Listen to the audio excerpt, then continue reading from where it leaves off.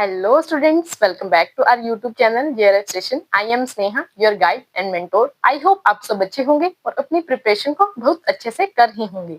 तो स्टूडेंट, जो आज का सेशन है उसमें हम डिस्कस करने वाले हैं कि कैसे मैंने फर्स्ट 2 अटेम्प्ट में यूजीसी नेट जेआरएफ को क्वालिफाई करा था। तो प्लीज स्टूडेंट, आपके लिए जो आज का सेशन है ये वेरी इंपॉर्टेंट होने वाला है, तो आप बिल्कुल भी इस सेशन को मिस मत कीजिएगा। और अगर कोई भी इस चैनल पर न्यू व्यूअर है तो प्लीज आप इस चैनल को लाइक, शेयर और सब्सक्राइब करना बिल्कुल भी मत भूलिएगा। So let's start our today's class. तो स्टूडेंट, फर्स्ट हम डिस्कस करते हैं कि कैसे मैंने फर्स्ट 2 अटेम्प्ट में जेआरएफ को क्वालिफाई करा था। सो स्टूडेंट, फर्स्ट अगर मैं बात करूं, I am very thankful to my parents, क्योंकि मेरे पेरेंट्स ने और मेरी फैमिली ने जो मेरे को एनवायरनमेंट दिया स्टडी का, वो वेरी इंपॉर्टेंट था मेरे लिए यूजीसी नेट जेआरएफ को 2 टाइम्स में क्वालिफाई करना। क्योंकि स्टूडेंट, अगर मेरे पेरेंट्स सपोर्टिव नहीं होते, मेरी फैमिली सपोर्टिव नहीं होती, तो मैं फर्स्ट 2 अटेम्प्ट में तो क्या, फर्स्ट अटेम्प्ट में भी जेआरएफ को क्वालिफाई नहीं कर पाती। तो I am very thankful to my parents, my mother and my father, क्योंकि उन्होंने मुझे हमेशा सपोर्ट करा कि आप पढ़ते रहिए। कभी भी उन्होंने मुझे काम के लिए कोई भी बर्डन या फिर कोई प्रेशर क्रिएट नहीं करा। उन्होंने हमेशा मुझे कहा कि आप पढ़ते रहिए, आपका जो भी सिलेबस आप उसको कंप्लीट करिए, जो भी आपका एग्जाम है आप उसकी अच्छे से प्रिपरेशन कीजिए। तो स्टूडेंट, फर्स्ट यही है कि अगर आप किसी भी अपने एग्जाम की तैयारी करते हैं तो उसमें आपके पेरेंट्स का, आपकी फैमिली का बहुत ज्यादा रोल होता है कि अगर आपको वो बहुत ज्यादा सपोर्ट कर रहे हैं तो आपके लिए चीजें थोड़ी क्या हो जाती हैं, ईजी हो जाती हैं। उनको क्या करना, आपके जो भी एग्जाम है उसको क्वालिफाई करना। तो नेक्स्ट अगर हम बात करते हैं हमारी स्ट्रेटेजीज के बारे में कि किन स्ट्रेटेजीज को फॉलो करा जिस वजह से मेरा फर्स्ट 2 अटेम्प्ट में फर्स्ट 2 टाइम्स जेआरएफ क्लियर हो गया था। तो फर्स्ट अगर मैं स्ट्रेटेजी की बात करूं स्टूडेंट, कि जब भी मैंने अपने सिलेबस को करा था, जब भी मैं अपने टॉपिक्स को पढ़ती थी, तो मैं क्या करती थी, बिल्कुल कंसेप्ट क्लैरिटी के साथ पढ़ती थी। डीप में नॉलेज लेती थी हर टॉपिक की, कि जो भी मैं टॉपिक पढ़ रही हूँ, जो भी सिलेबस करती हूँ, जो भी यूनिट्स को मैं करती थी, तो क्या कर रही थी, बिल्कुल बेसिक्स टू एडवांस में चीजों को अंडरस्टैंड करने की कोशिश करती थी। बिल्कुल मैं ऊपर से चीजों को रटने की कोशिश नहीं करी मैंने कभी भी। तो आपको भी ये ध्यान रखना है, अगर आप फर्स्ट अटेम्प्ट में यूजीसी नेट जेआरएफ को क्वालिफाई करना चाहते हैं तो आपके लिए बहुत ज्यादा जरूरी है कि आप कंसेप्ट क्लैरिटी के साथ आगे बढ़े। तो स्टूडेंट, मैं बात करूं कि जब आप यूजीसी नेट की प्रिपरेशन करते हो तो आप, ऐसा नहीं है कि सिर्फ आप प्रेजेंट के लिए ही प्रिपेयर कर रहे हो। आप क्या करते हो, टीचिंग लाइन में जाना चाह रहे हो, तो इसके लिए आपको बहुत ज्यादा जरूरी है कि आप कंसेप्ट क्लैरिटी के साथ चले। क्योंकि जब आप टीचर बन जाओगे तो आपसे आपके जो स्टूडेंट्स होंगे वो किसी भी टाइप के क्वेश्चन पूछ सकते हैं रिलेटेड टू योर सब्जेक्ट।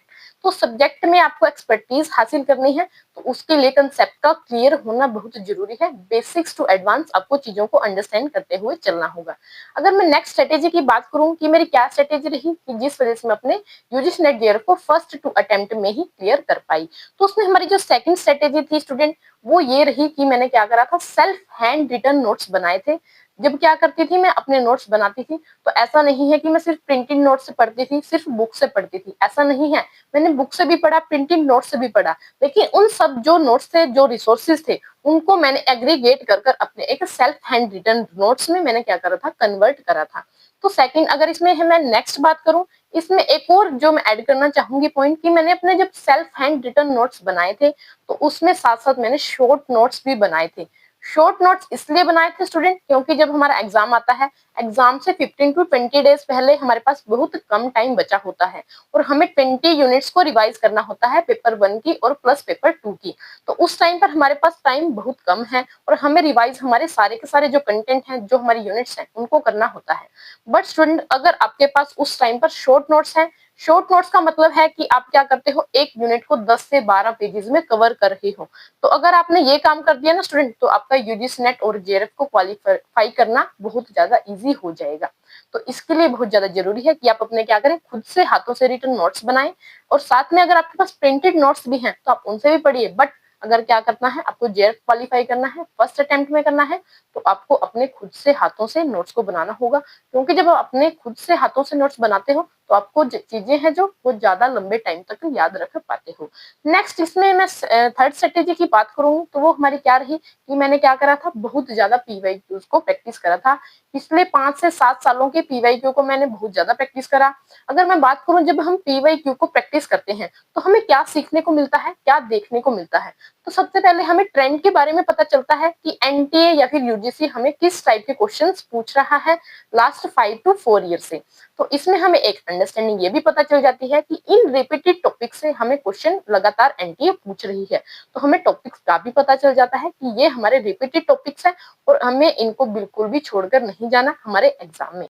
तो नेक्स्ट इसमें अगर मैं बात करूं कि आपको क्या करना है जब आप पीवाईक्यू की प्रैक्टिस करोगे, तो जो भी पीवाईक्यू में आपको कोई भी इंपॉर्टेंट पॉइंट लगता है या फिर कोई न्यू पॉइंट है, तो आपको उसको अपने नोट्स में क्या कर लेना है, लिख लेना है।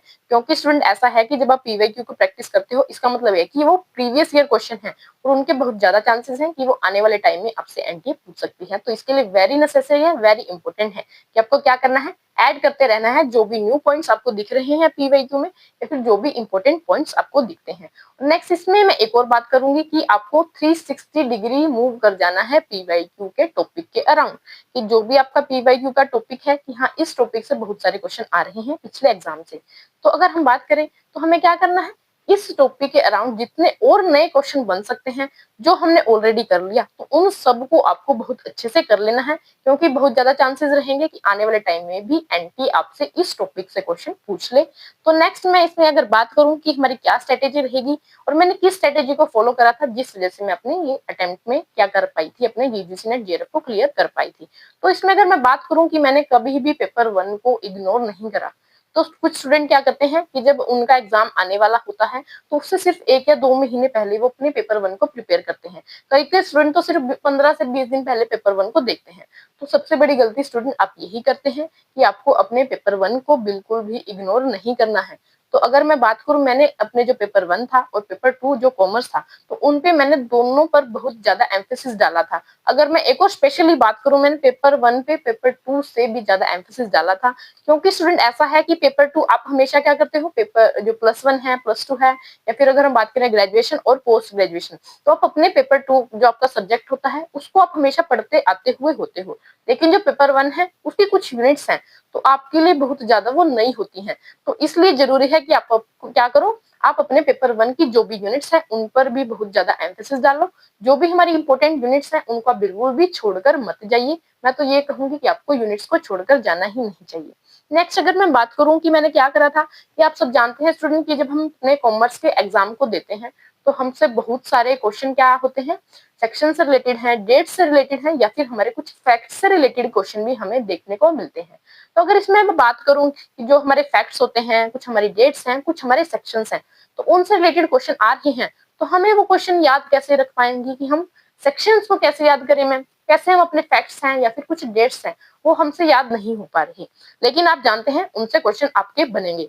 तो इसके लिए मैंने एक ट्रिक बनाई थी स्टूडेंट, कि आप क्या कीजिए, उनको अपनी ट्रिक से रिलेट कर दीजिए। कुछ आपके जो रियल लाइफ एग्जांपल्स हैं उनसे आप उनको सेक्शंस को, जो भी आपकी डेट्स हैं या फिर जो भी आपके फैक्ट्स हैं, उनको रिलेट करिए ताकि आप उनको अच्छे से याद रख पाएं। कि जैसे हम एग्जांपल लेते हैं कि हमारी जो इनकम है, इनकम टैक्स में हम पढ़ते हैं इनकम का सेक्शन होता है 24। तो अब मैं कैसे याद करूं कि ये इसका सेक्शन 24 होता है, तो आप ऐसे याद कर लीजिए कि 2 की हमारी 4 हो गई इनकम, कि वो 2 टाइम्स इंक्रीज होगी। तो ऐसे याद रख लीजिए कि 2 की 4 हो गई इनकम, मतलब इनकम का सेक्शन हमारा क्या है, 24 है। तो आप ऐसे ही याद करोगे कि हमारे जो भी सेक्शन है, जो भी हमारी डेट्स हैं या फिर जो भी हमारे फैक्ट्स हैं, उनको आपको रिलेट करना है समथिंग के साथ जिसको आप इजीली रिलेट कर पाते हो, इजीली लर्न कर पाते हो। तो ऐसे आप इन चीजों को, जो भी आपके फैक्ट्स हैं, उनको याद रख पा सकते हैं। और ये वेरी इंपॉर्टेंट है, 10 से 15 क्वेश्चन आपको इन चीजों से ही देखने को मिलते हैं आपके एग्जाम में। नेक्स्ट मैं अगर बात करूं, जिसमें मैं अगर सबसे इम्पोर्टेंट रोल किसने प्ले करा था मेरे यूजीसी नेट जेआरएफ को फर्स्ट 2 अटेम्प्ट में क्लियर करने में, वो थे मेरे मॉक टेस्ट। तो मैंने क्या करा था स्टूडेंट, बहुत ज्यादा, ऐसे नहीं कि मैंने काउंट करे थे, मैं मॉक टेस्ट अटेम्प्ट करती ही रहती थी। मेरे को मॉक टेस्ट जब मैं अटेम्प्ट करती थी, ऐसा नहीं कि मॉक टेस्ट अटेम्प्ट करे और उनको छोड़ दिया।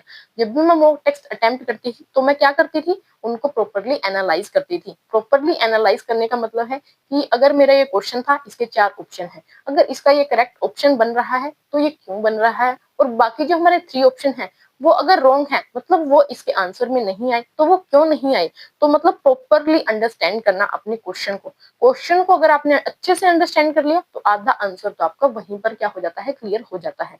तो स्टूडेंट आपको ध्यान रखना है कि आपको मॉक टेस्ट को प्रॉपरली क्या करना है, अटेम्प्ट करना है, उनको प्रॉपरली एनालाइज करना है। विदाउट एनालाइज मॉक टेस्ट की वैल्यू क्या हो जाती है, 0 हो जाती है, उनका कोई भी रोल नहीं रहता। तो इसलिए जरूरी है कि आपको मॉक टेस्ट को हर रोज क्या करना है, अटेम्प्ट करना है। अगर मैं बात करूं जब आपके एग्जाम के 1 से 2 महीने रह जाएंगे तो आपको साइमल्टेनियसली, ऐसा नहीं है कि मेरा सिलेबस होगा तब मैं अपने मॉक टेस्ट को अटेम्प्ट करना शुरू करूंगी। तो स्टूडेंट आपको ध्यान रखना है, साथ साथ अपने सिलेबस की मॉक टेस्ट को अटेम्प्ट करते चलना है।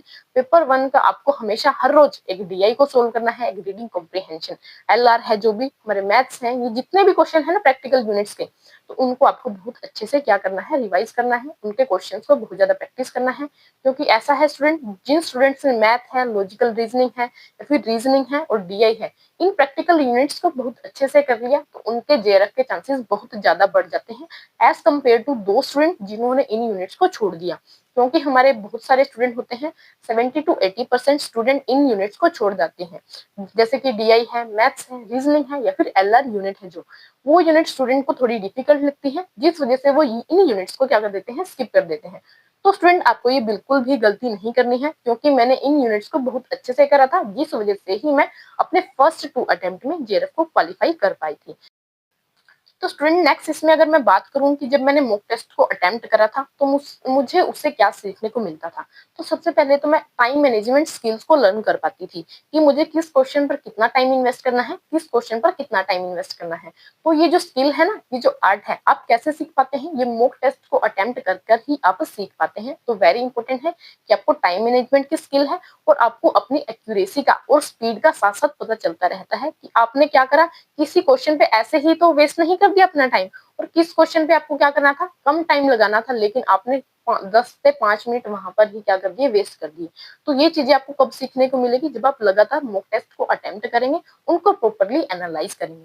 नेक्स्ट अगर मैं बात करूं कि बहुत सारे स्टूडेंट को ये मिथ रहता है कि हम क्या कर देंगे, इन यूनिट्स को छोड़ देते हैं और हमारा यूजीसी नेट जेआरएफ क्लियर हो जाएगा।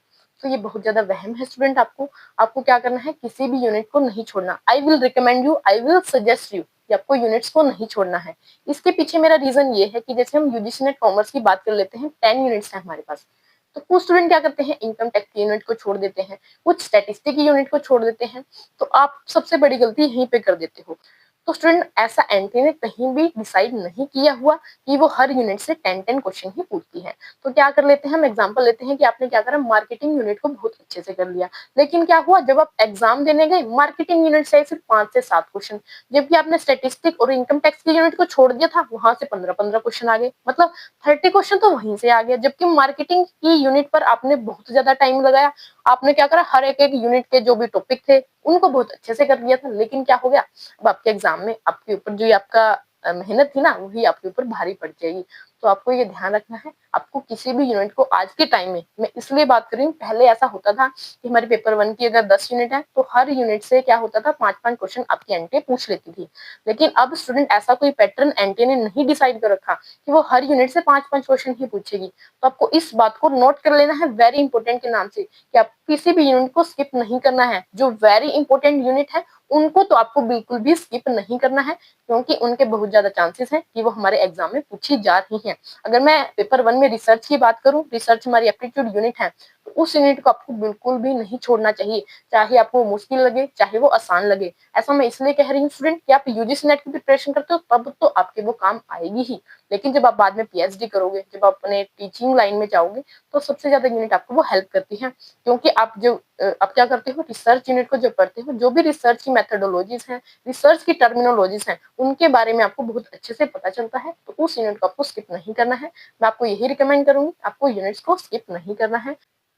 तो स्टूडेंट यही थी हमारी आज की स्ट्रेटेजीज कि जिनको मैंने फॉलो करा था और बिल्कुल अच्छे से इनको मैंने क्या करा था, बिल्कुल 1 to 1 जो मैंने आपको स्टेप बताए हैं कि इन अगर आप स्टेप्स को फॉलो करोगे तो आपका भी बिल्कुल फर्स्ट अटेम्प्ट में ही यूजीसी नेट जेआरएफ क्वालिफाई हो जाएगा। तो प्लीज अगर आपको हमारा आज का सेशन बहुत अच्छा लगा हो तो प्लीज आप हमारे इस चैनल को लाइक, शेयर और सब्सक्राइब बिल्कुल जरूर कीजिएगा।